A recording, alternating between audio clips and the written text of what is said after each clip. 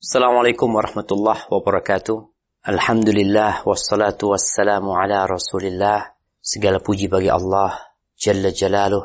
Salawat dan salam semoga senantiasa tercurahkan untuk baginda Nabi kita Muhammad alaihi salatu wassalam. Amma ba'd, kaum muslimin yang semoga dirahmati oleh Allah Jalla Jalaluh. Kita lanjutkan kajian kita.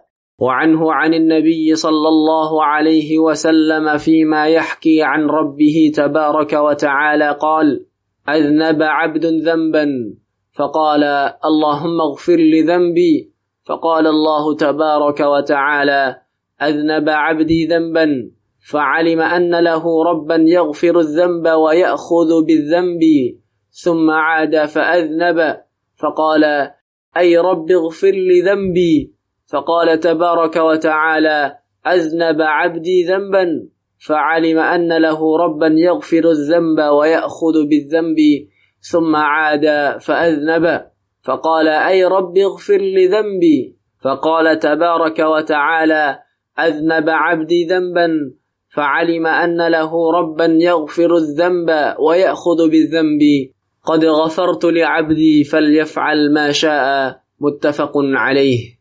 Dari Abu Hurairah radhiyallahu anhu, dari Nabi sallallahu alaihi wasallam, ihwal apa yang dia pikirkan dari Rabb-Nya tabaraka wa ta'ala. Beliau pun bersabda, ada seorang hamba yang berbuat dosa, kemudian dia berucap, Ya Allah, ampunilah dosaku. Maka Allah tabaraka wa ta'ala berfirman, hambaku telah berbuat dosa. Lantas dia mengetahui bahwa dia mempunyai Rabb yang mengampuni dosa serta memberi sanksi karena dosa.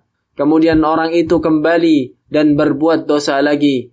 Lantas dia berucap, Ya Rabbku, ampunilah dosaku. Maka Allah tabaraka wa ta'ala berfirman, hambaku telah berbuat dosa. Lantas dia mengetahui bahwa dia mempunyai Rabb yang mengampuni dosa dan memberi sanksi karena dosa. Kemudian orang itu kembali dan berbuat dosa lagi. Lantas dia berucap, Ya Rabbku, ampunilah dosaku. Maka Allah tabaraka wa ta'ala berfirman, hambaku telah berbuat dosa. Lantas dia mengetahui bahwa dia mempunyai Rabb yang mengampuni dosa dan memberi sanksi karena dosa.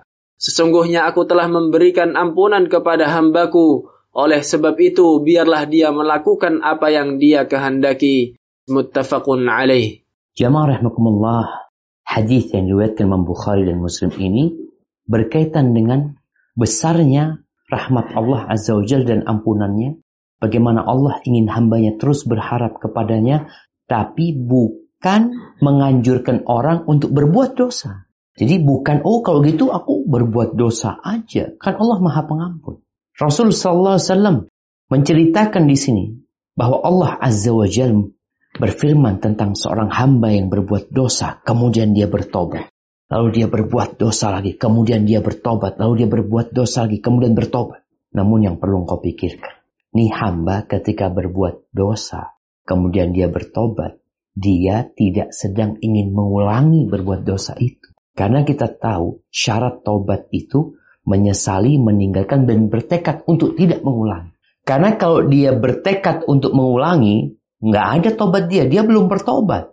Dan yang diceritakan ini, Allah menceritakan tentang hamba yang bertobat. Yang dia mengatakan kepada Allah Azza wa Jalla, aku tahu ya Allah, bahwasanya aku telah berbuat dosa, dan aku juga tahu aku akan mendapatkan sanksi. Maka dia bertobat. Setelah dia bertobat, beberapa waktu kemudian, dia terjebak dalam perbuatan dosa. Apa yang harus dilakukan? Tobat lagi. Ya Ustaz, apa nggak main-main sama Allah Subhanahu wa Ta'ala? Ya, terserah engkau. Apakah engkau bermain-main atau engkau niat bertobat kepada Allah? Karena bicara istighfar ini bukan hanya ucapan lisan, tapi benar-benar permohonan ampun kepada Allah Azza wa Jalla. Maka hadis ini berguna sekali untuk orang-orang yang bertobat kemudian terjebak dalam perbuatan dosa lagi. Jangan sampai setan datang kepadamu lalu mengatakan kepadamu, aduh engkau udah gak bakal diampuni engkau sama Allah SWT. Enggak. Engkau harus yakin kau memiliki Allah Al-Ghafur Ar-Rahim yang Maha Pengampun lagi Maha Penyayang. Iya, di samping itu engkau harus yakin, sebagaimana diceritakan dalam hadis qudsi ini, bahwasanya nih hamba tatkala mengatakan ay rabbighfirli dzambi, ya Allah, Ampuni dosaku ya Allah. Allah mengatakan bahwasanya permintaan orang ini benar, bukan ucapan di lisan. Makanya Allah sebutkan bahwasanya hambaku berbuat dosa dan dia tahu bahwa dia punya Rabb yang mengampuni dosa dan memberikan hukuman kepada dosa yang dilakukan. Maka dia taubat kepada Allah. Ahibati fillah, Rasul SAW mengatakan, kullu ummati mu'afan. Semua umatku itu dimaafkan. Illal mujahirin. Kecuali orang yang berbuat dosa terang-terangan. Illal mujahirin. Siapa orang yang berbuat dosa terang-terangan? Ini hati-hati. Kita berbuat dosa, jangan sampai akhirnya kita bangga dengan dosa yang kita lakukan. Yang diceritakan dalam hadis qudsi ini, orang itu tidak bangga dengan dosa dia. Dia malah kembali kepada Allah Azza wa Jalla. Dan dia memohon ampun dengan benar. Siapa orang yang berbuat dosa terang-terangan? Kata Rasul SAW, wa inna minal mujaharah, termasuk berbuat dosa terang-terangan. Ayya'mal rajul bil-laili amalan. Ini orang berbuat dosa di malam hari. Lalu di pagi hari, nggak ada yang tahu dosa dia. Allah tutupin dosa dia. Tapi di pagi hari, dia malah menyingkap tirai yang Allah berikan kepada dia. Dia cerita tentang dosa dia kepada orang-orang. Aku telah berbuat ini, berbuat itu. Ini termasuk bentuk berbuat dosa terang-terangan. Maka ingat, tatkala di sini Allah mengatakan, qad ghafartu li abdi. Aku sudah mengampuni dosa hambaku. Allah ngampuni jemaah. Lalu Allah mengatakan, falyaf'al ma syaa. Udah, silakan dia melakukan apa yang dia mau. Bukan di sini anjuran berbuat dosa. Di sini perintah untuk terus dia kembali kepada Allah Azza wa Jalla. Bertobat kepada Allah Azza wa Jalla. Karena pada hakikatnya manusia itu berbuat dosa. Engkau mau orang alim, engkau mau orang soleh, engkau mau hafal Al-Quranul Karim, engkau mau imam, engkau mau ustadz. Sudah menjadi kodrat manusia itu melakukan dosa. Kata Nabi SAW, kullu bani Adam khata'. Semua anak Adam itu melakukan kesalahan.